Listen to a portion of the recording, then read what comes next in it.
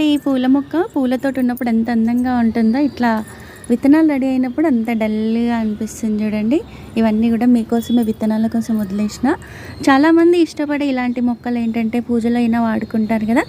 మా తోటలోని మొక్క మీ తోటలో కూడా పెరగాలని నేనైతే ఈ సీడ్స్ కూడా కలెక్ట్ చేసిన. మీరు అడిగిన వాళ్ళందరికీ ఇస్తాను.